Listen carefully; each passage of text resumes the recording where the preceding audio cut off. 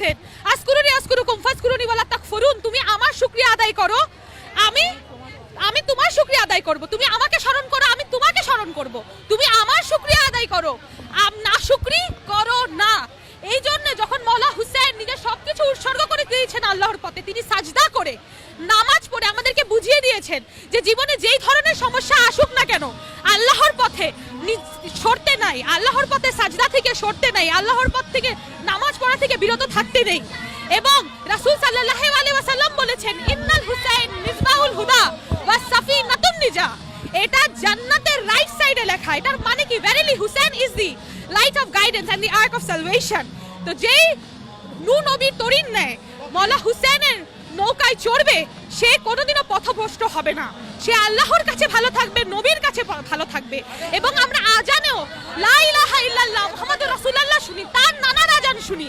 কিন্তু আজকে দেখেন আমরা চলছি, আমাদের আগে আমাদের ভাইরা আছে, আমরা কত ভালো করে যেতে পারছি, কিন্তু নবীর নাতিরা, নবীর পরিবারের মেয়েরা কিভাবে গেছে, তাদেরকে কত কষ্ট সহ্য করতে হয়েছে, তাদের উপরে পাথর বর্ষিত করেছে, পরবরার গরম গরম বালু বর্ষিত করেছে, তাদের উপরে গরম পানি ফেলা হয়েছে, তাদের 6 মাসের শিশুকে তীর আঘাত করা হয়েছে, তাদের 4 বছরের শিশুকে তার কানে দুল কেটে নেওয়া হয়েছে, তাকে থাপ্পড় মারা হয়েছে।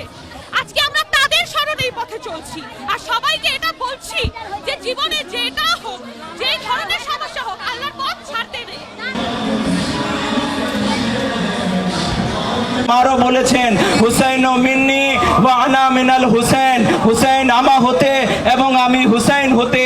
গত 1400 বছর ধরে এই আজ শিয়ারা ইমাম হুসাইন আলাইহিস সালামের শোকের শোকার্ত, ইমাম হুসাইন আলাইহিস সালামের শোকে 10ই মুহররমের শোক পালন করে, মুহররমের চাঁদ উঠলে শোক পালন করে।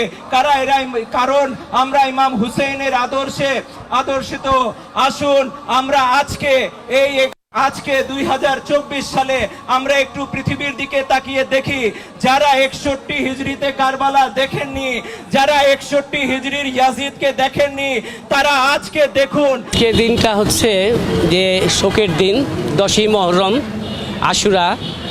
এটা বাংলাদেশে শুধু পালিত হচ্ছে না, ওয়ার্ল্ড ওয়াইজে এটা পালিত হচ্ছে।